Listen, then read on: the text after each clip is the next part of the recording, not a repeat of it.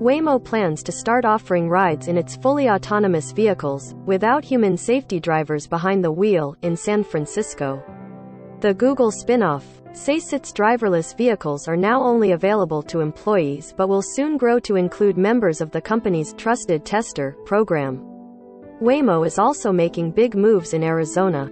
The company's service area is finally growing to include downtown Phoenix after operating exclusively in the ex-urban towns of Chandler, Gilbert, Mesa, and Tempe for nearly 5 years. Waymo has been running fully driverless rides without a safety driver in those towns outside of Phoenix for more than a year now. The company is one of a handful trying to launch a wide-scale commercial service built around autonomous vehicles, like Argo AI, which is backed by Ford and Volkswagen, and Cruise, which is backed by General Motors. Waymo has been testing AVs in San Francisco for a decade. Waymo has been testing AVs in San Francisco for a decade, dating back to when it was still just a quirky project inside Google's X division. In 2017, the company launched a limited ride-hail service outside of Phoenix, which eventually grew to include over 300 vehicles.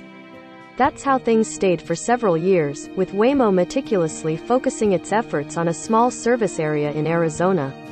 Eventually, the company expanded its testing near Google's headquarters in Mountain View to include the dense, complex streets of San Francisco. Last year, the company launched its Trusted Tester program, which is basically a rebranding of the Early Rider program it ran in Phoenix. Customers interested in using Waymo's robotaxis join a waitlist and, once approved, sign non-disclosure agreements to get access to the company's early technology. Eventually, the service will grow to include regular customers who are free to speak publicly and post on social media about their experiences using Waymo's autonomous vehicles, just as they do in Arizona. That can result in some embarrassing headlines, such as when a driverless Waymo van got stuck at an intersection in Chandler, prompting the company to send a roadside assistance team to come extract it.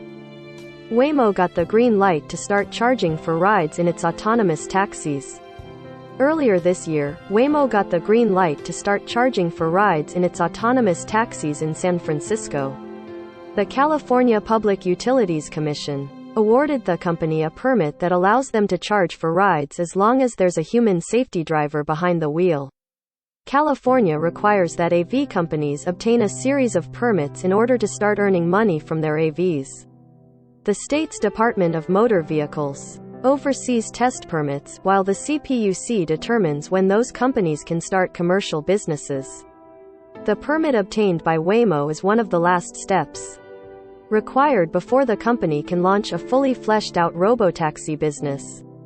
The company will need to obtain a separate permit to charge for rides in its driverless vehicles, too. The vehicles will be available 24 hours a day, 7 days a week, Waymo says.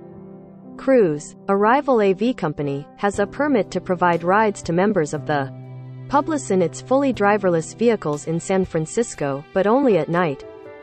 Waymo is currently testing at least 100 vehicles in downtown San Francisco and in and around Google's offices in Mountain View.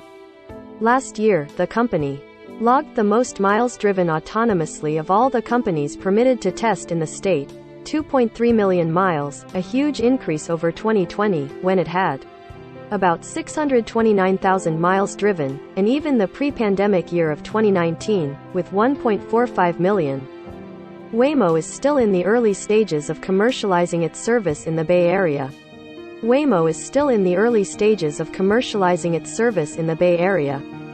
From November through January, Waymo reported providing rides to 1,503 passengers, according to the CPUC.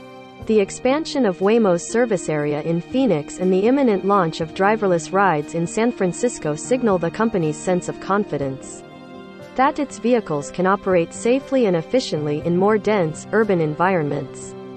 Cruise likes to point out they are singularly focused on dense cities like San Francisco to contrast Waymo's approach of starting out in dry, flat, sunny environments like Chandler. Going forward, those criticisms are likely to carry less weight.